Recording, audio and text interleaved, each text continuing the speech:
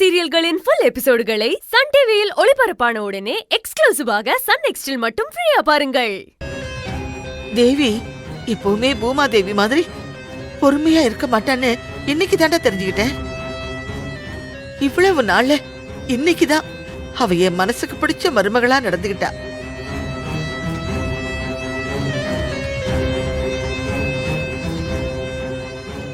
என் விக்னேஷ் எதுக்கடா அடிச்சேன்னு மூர்த்தியும் அவன் குடும்பத்தையும் நல்ல கிழின்னு கிழிச்சுட்டா. தேவி எப்பவுமே இப்படித்தான் புகுந்த வீட்டு மேலேயும் புருஷ மேலேயும் பாசமா இருக்கணும். விக்னேஷ், தேவி கண்ணுல எவ்வளவு கோபம் வந்துச்சு தெரியுமா? கண்ணகி மாதிரி எரிச்ச மாதிரி அவ வார்த்தையாலேயே கயல் குடும்பத்தை எரிச்சிட்டா. அவ பேசின பேச்சுக்கு கண்டிப்பா அதுங்கெல்லாம் நம்ம பக்கமே வராதுங்க.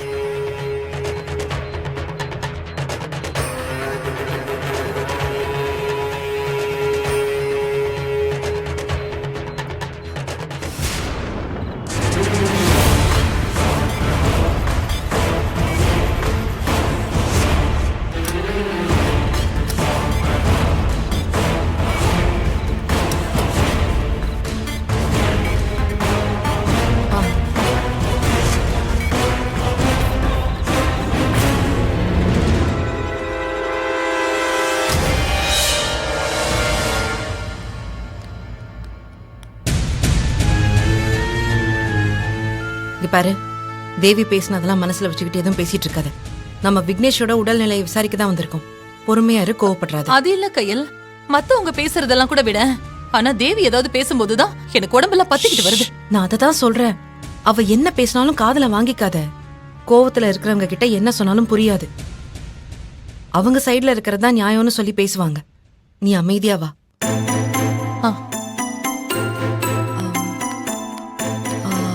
விக்னேஷ்ங்கிற பேஷண்ட் எங்க அட்மிட் ஆயிருக்காரு? இப்படி லெஃப்ட்ல போங்க மேம். வா. தேவி மட்டும் அங்க அப்படி பேசலனா அந்த மூர்த்தி பையில கண்டிப்பா ஜெயில தள்ளி இருப்ப. தேவி, நீ இப்படியே இருடா. எப்பவும் யாருக்காகவும் மாறாத. புருஷனுக்கு ஒண்ணுனா பொங்கி எழறவதான் நல்ல பொண்டாட்டி. அப்பாக்கு நீ ஒரு நாளும் அப்படி இருந்தது இல்லையம்மா. அப்ப நீ என்ன கெட்ட பொண்டாட்டியா? வாயை கிழிச்சு ஊசி நூலை வச்சு தச்சிருவேன். ஆமா, அந்த விக்னேஷ் ஆள் வச்சு அடிச்சேன்.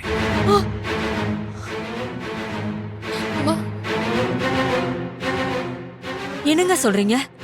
நீங்க எதுக்கு சம்பந்தமே இல்லாம இந்த காரியத்தை பண்ணீங்க? சம்பந்தம் இல்லாம இல்ல, ஆணியன் தங்கச்சியும் சம்பந்தி ஆகணுங்கிறதுக்காகத்தான் ரவடிகளை செட் பண்ணி மாப்பிள்ளைய அடிச்சேன். ஆனா நம்ம மாப்பிள்ள பாவங்க. அப்படியா? மாப்பிள்ளைய பிரிஞ்சு என் பொண்ணு எவ்வளவு வேதனை அனுப்பிச்சிருப்பா. அதுக்கு முன்னாடி இந்த வழியெல்லாம் கம்மிதான். நான் பண்ண காரியத்தினால தானே கையல் குடும்பத்து மேல வேதவள்ளி செம கோபத்தில் இருக்கா.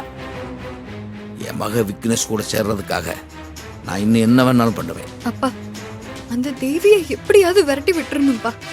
இப்ப வர அவ குடும்பத்தையே எடுத்தறிஞ்சு பேசிட்டு வந்திருக்கா. அத்தைக்கு அவ மேல நல்ல ஒப்பீனியன் தானே இருக்கும். எந்த ஆணியனா இருந்தாலும் அப்ப நான் அதை கெடுத்து விட்டுருவோமா, நீ ஒன்றும் கவலைப்படாத.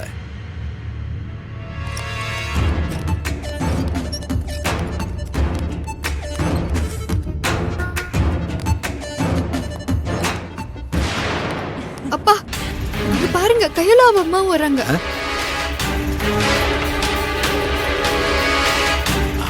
வரட்டும் வரட்டும், இன்னைக்கு அதுக்கு அவமானப்பட்டு போகுங்க. அப்பா, முடிஞ்ச கைகளை பாக்குங்கப்பா. இந்த ராத்திரியோட ராத்திரியா எல்லாமே மொத்தமா மாறணும். நான் பாத்துக்கிறேன்டா சொல்லலாம்.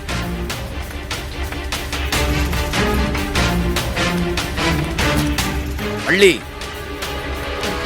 அள்ளி, கையில அம்மாவும் ஏதோ பிரச்சனை பண்றதுக்காக வந்திருக்கா போல. அந்த என்னன்னு பாரு. சரியான மானம் கெட்டதுங்களா இருக்கும் போல.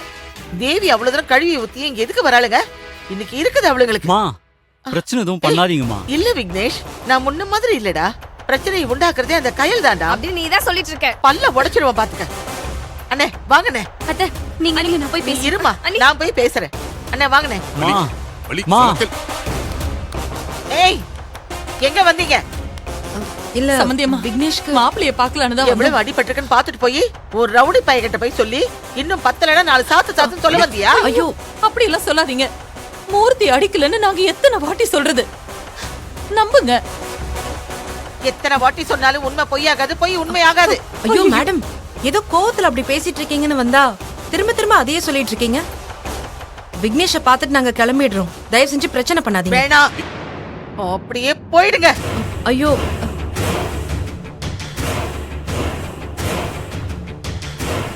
ஏய், ரோசமானமெல்லாம் இல்லையா உங்களுக்கு? அதை சொல்றாங்கல்ல, அப்படியே மலமாடு பண்ணி நின்றுட்டு இருக்கீங்க. கிளம்புங்க.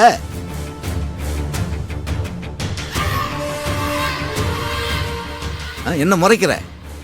உன்னை ஆம்பளை ரெவடினா நீ பொம்பளை ரெவடியா?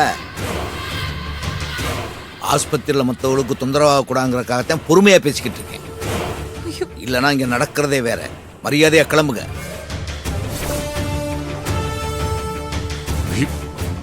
என்ன இதெல்லாம்?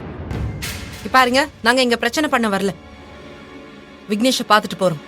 என் பிள்ளைய நான் பார்க்க அனுமதிக்க மாட்டேன். வீட்டுக்கு வந்து கழுவி கழுவி ஊத்தணும்ல, அப்புறம் எப்படி வெக்கமே இல்லாம இப்படி வந்து நிக்கிறீங்க?